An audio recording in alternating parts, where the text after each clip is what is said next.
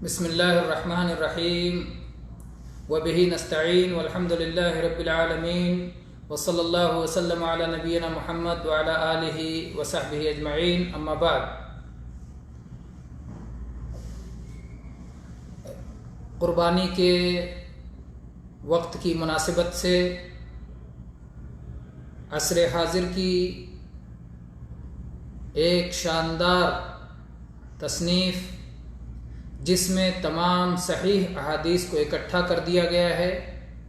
اور جو فقہی ابواب پر مرتب ہے، الجامع الکامل فی الحدیث الصحیح الشامل،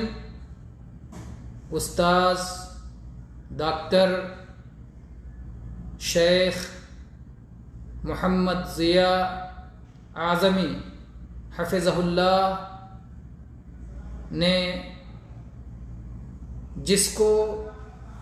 مرتب کیا ہے، تیار کیا ہے، جن کی جانفشانی سے یہ وجود میں آیا ہے، اللہ تبارک و تعالیٰ اسے قبول فرمائے اور شیخ کے درجات کو بلند فرمائے اور شیخ کو اس کا بہترین صلہ عطا فرمائے۔ ہم اسی کتاب کے کتاب الاضاحی کو پڑھ رہے ہیں اور 12 ابواب پڑھ چکے ہیں۔ اب ہم 13واں باب پڑھ رہے ہیں۔ کتاب الاضاحی باب نمبر 13، باب ان الاضحیۃ الواحدہ تجزئ عن اہل البیت، اس بات کا بیان کہ ایک قربانی پورے گھر والوں کی طرف سے کافی ہے۔ اس بات کا بیان کہ ایک قربانی پورے گھر والوں کی طرف سے کافی ہے۔ اس سلسلے میں شیخ حفظہ اللہ نے حدیث ذکر کی ہے، عن عائشہ رضی اللہ عنہا ان رسول اللہ صلی اللہ علیہ وسلم امر بکبش اقرن یطأ فی سواد ویبرق فی سواد وینظر فی سواد فأتی به لیضحی به فقال لها یا عائشہ هلم المدیہ ثم قال اشحذیها بحجر ففعلت ثم اخذها واخذ الكبش فاضجعه ثم ذبحه ثم قال بسم الله اللهم تقبل من محمد وآل محمد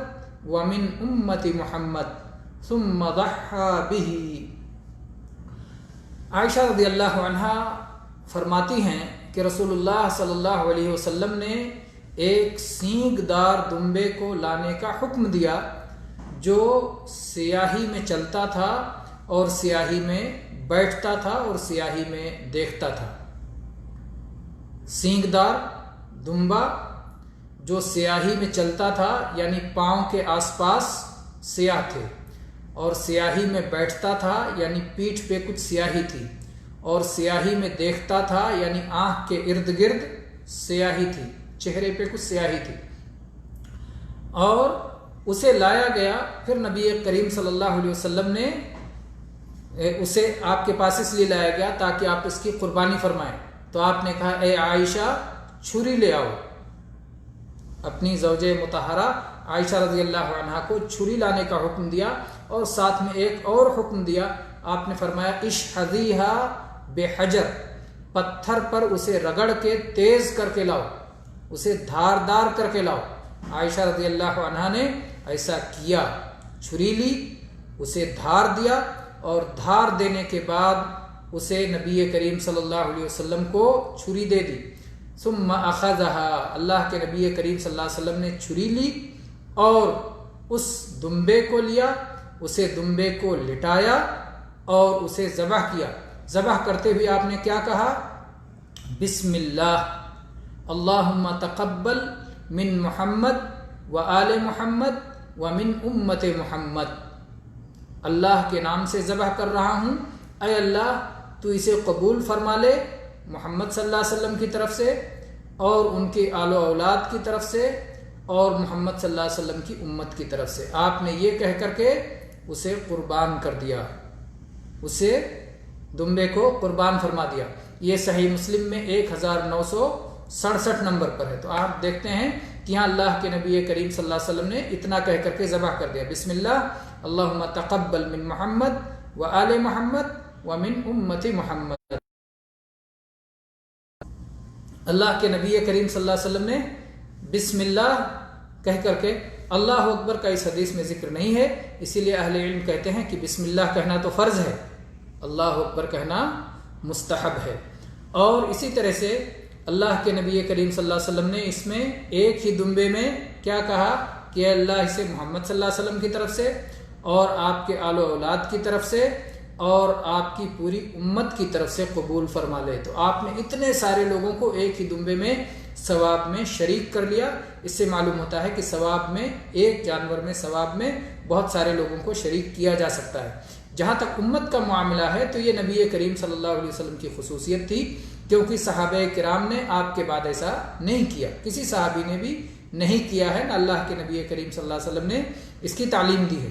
لیکن جہاں تک آل و اولاد کا معاملہ ہے تو یہ اور روایت موجود ہیں کہ صحابہ کرام بھی اسی طرح سے اپنے پورے گھر والوں کی طرف سے ایک قربانی کیا کرتے تھے۔ اب بڑھتے ہیں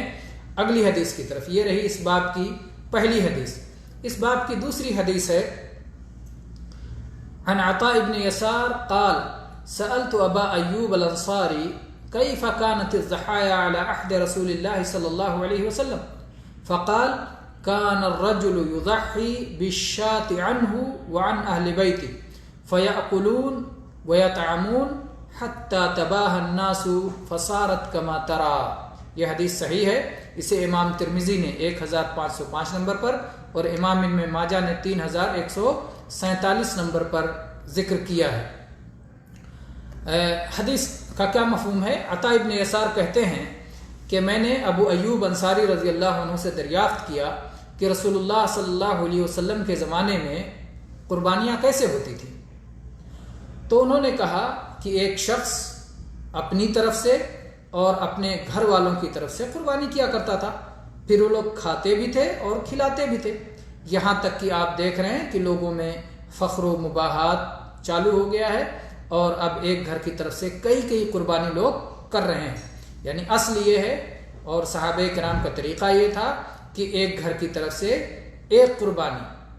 وہ شخص اپنی طرف سے اور اپنے پورے گھر والوں کی طرف سے ایک قربانی کر دیتا تھا۔ یہ صحابہ کرام کے ہاں یہ طریقہ موجود تھا۔ پھر بعد میں لوگوں کے ہاں فراخی آ گئی، خوشحالی آ گئی، تو لوگ کئی قربانیاں کرنے لگے، جیسا کہ آج بھی بہت سارے لوگ کہتے ہیں کہ اسٹیٹس کا معاملہ ہے کہ آدمی کون کتنی قربانی کرتا ہے۔ تو بہرحال اس کو صحابی ابو ایوب انصاری رضی اللہ عنہ نے فخر و مباحات سے تعبیر کیا کہ لوگ اب اسے بطور فخر استعمال کرنے لگے ہیں۔ امام ترمذی رحمہ اللہ یہ روایت ذکر کرنے کے بعد کہتے ہیں حدیث حسن صحیح، یہ حدیث حسن صحیح ہے، اور پھر کہتے ہیں والعمل على هذا عند بعض اہل العلم، اور بعض اہل علم کا اسی پر عمل ہے، امام احمد اور امام اسحاق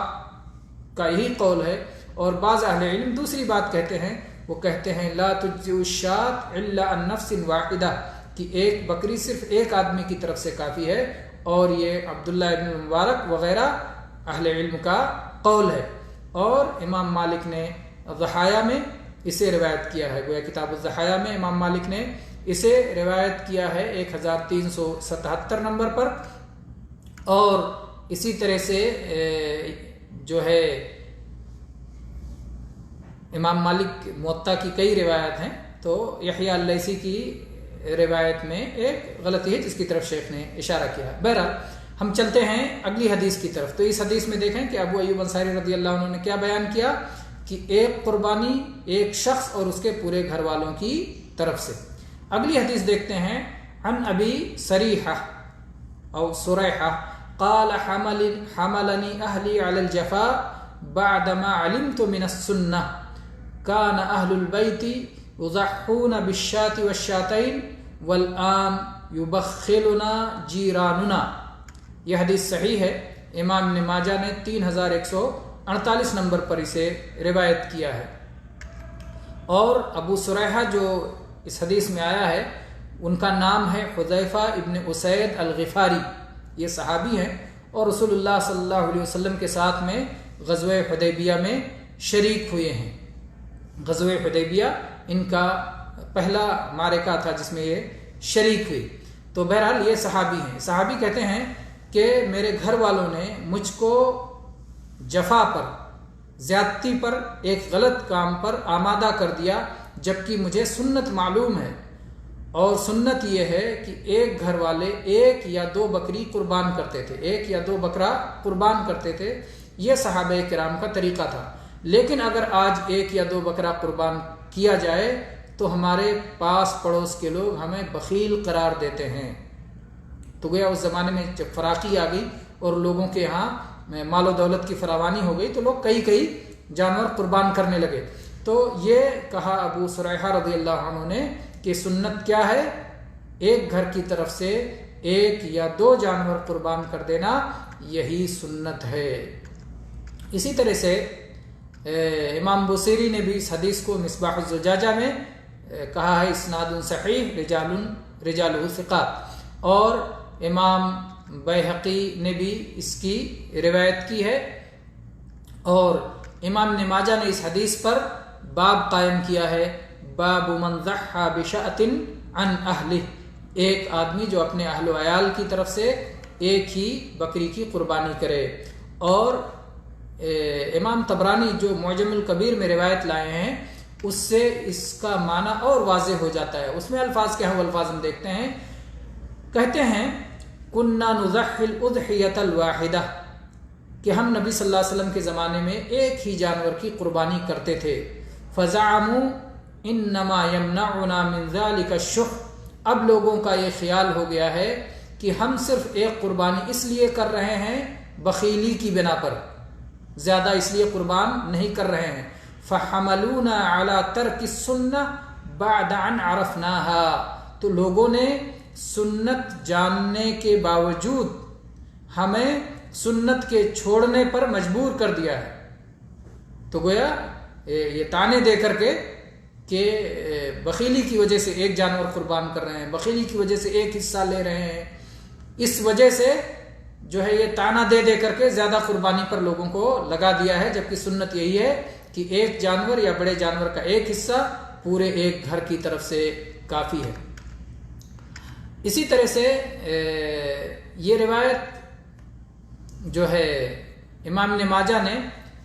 یا امام طبرانی نے معجم الکبیر میں 3057 نمبر پر اور 3058 نمبر پر بھی روایت کی ہے، اور اس میں 3058 نمبر پر یہ روایت لائے ہیں حذیفہ ابن اسید سے، کہتے ہیں رأیت ابا بکر و عمر رضی اللہ عنہما، میں نے ابو بکر اور عمر رضی اللہ عنہما کو دیکھا، وما یضحیان مخافۃ ان یستن بہما، کہ وہ قربانی نہیں کرتے تھے اس خوف سے کہ کہیں لوگ ان کی اقتداء میں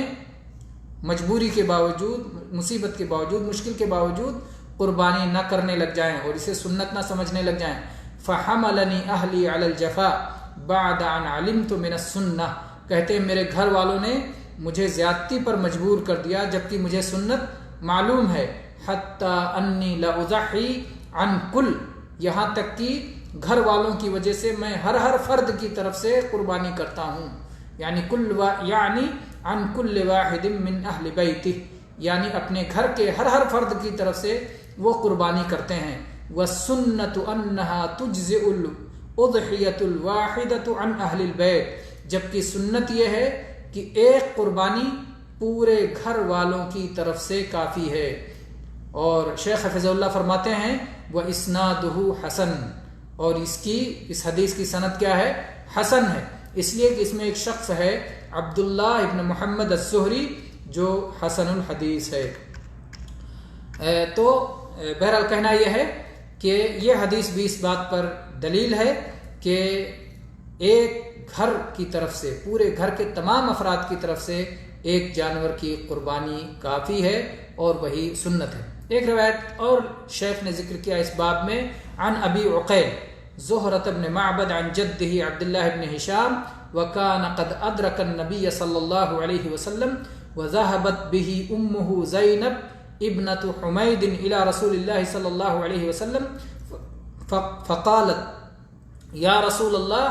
بایعه، فقال النبی صلی اللہ علیہ وسلم هو صغیر فمسح رأسه ودعا له وكان يضحي بالشاة الواحدة عن جميع أهله۔ یہ ابو عقیل زہرہ ابن معبد اپنے دادا عبداللہ ابن ہشام سے روایت کرتے ہیں، اور عبداللہ ابن ہشام یہ صحابی ہیں، نبی کریم صلی اللہ علیہ وسلم کا زمانہ انہوں نے پایا ہے۔ ان کی ماں زینب بنت حمید انہیں رسول اللہ صلی اللہ علیہ وسلم کے پاس لے کر کے گئیں، اور انہوں نے اللہ کے نبی سے کہا اے اللہ کے رسول ان سے بیعت کیجئے، تو اللہ کے نبی صلی اللہ علیہ وسلم نے فرمایا کہ ابھی یہ چھوٹے ہیں۔ آپ نے سر پہ ہاتھ پھیرا، دست شفقت پھیرا اور ان کے لیے دعا فرمائی، اور اس کے بعد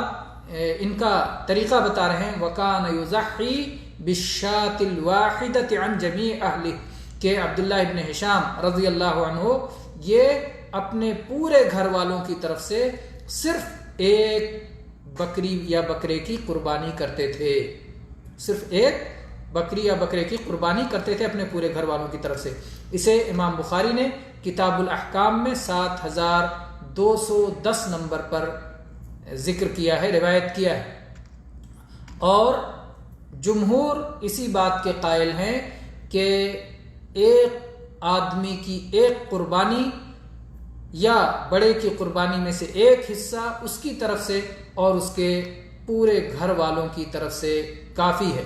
اور اسی طرح سے امام قرطبی کہتے ہیں لم ينقل ان النبی صلی اللہ علیہ وسلم امر كل واحدة من نسائه باضحیہ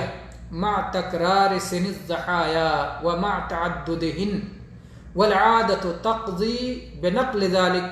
لو وقع كما نقل غیر ذلك من الجزئیات۔ امام قرطبی کہتے ہیں کہ نبی کریم صلی اللہ علیہ وسلم سے یہ بات منقول نہیں ہے کہ آپ نے اپنی ہر بیوی کو قربانی کرنے کا حکم دیا ہو، جبکہ قربانی کے کئی سال گزرے ہیں۔ اگر نبی کریم صلی اللہ علیہ وسلم مدینہ منورہ میں 10 سال تھے اور آپ نے ہر سال قربانی فرمائی، تو اتنے سالوں میں سے کسی ایک سال بھی اگر آپ نے اپنی ہر بیوی کو قربانی کرنے کا حکم دیا ہوتا، جبکہ ان کی ایک بڑی تعداد تھی، تو ایسا نہیں ہو سکتا تھا کہ اس کو نقل نہ کیا جاتا، اس کا ذکر نہ ہوتا، اس کا روایتوں میں بیان نہیں آتا، ایسا نہیں ہو سکتا تھا۔ بہت سی چھوٹی چھوٹی باتیں منقول ہوئی ہیں، تو جب چھوٹی چھوٹی باتیں بھی چھوڑی نہیں گئیں، لوگ اسے بھولے نہیں، اسے نقل کیا، اسے بعد والوں سے بیان کیا، تو اگر نبی کریم صلی اللہ علیہ وسلم نے اپنی ہر بیوی کو الگ الگ قربانی کرنے کا حکم دیا ہوتا، یا آپ نے ان کی طرف سے الگ الگ قربانی کی ہوتی، تو ظاہر بات ہے کہ اس کا بیان آیا ہوتا۔ اس بیان کا نہ آنا اس بات کا ثبوت ہے، جبکہ بار بار آپ وہ حدیثیں سن چکے ہیں جس میں یہ بات ہے کہ نبی کریم صلی اللہ علیہ وسلم نے ایک ہی دمبے کو اپنی طرف سے، اپنے اہل و عیال کی طرف سے، بلکہ ساری امت کی طرف سے ذبح فرمایا۔ اس لیے بعض لوگوں کا یہ کہنا کہ قربانی جو ہے گھر کے تمام افراد کی طرف سے ہے، بلکہ بعض لوگ تو سنت کے بجائے واجب تک کہہ دیتے ہیں، اور واجب ہر صاحب نصاب کو کہیں گے بیوی کے پاس اتنے گہنے زیور ہیں اس لیے اس پر واجب ہے، اور آپ کما رہے ہو تو آپ پر واجب ہے، اور فلاں گھر میں کما رہا ہے اس کے پاس اتنا ہے تو اس پر واجب ہے، تو ایک گھر میں کئی واجب قربانی کر دیتے ہیں۔ یہ تو بالکل جو ہے سرے سے دلیل سے بہت دور کی بات ہے۔ واللہ تعالی عالم، وصلی اللہ علی نبینا وسلم، والحمد للہ رب العالمین۔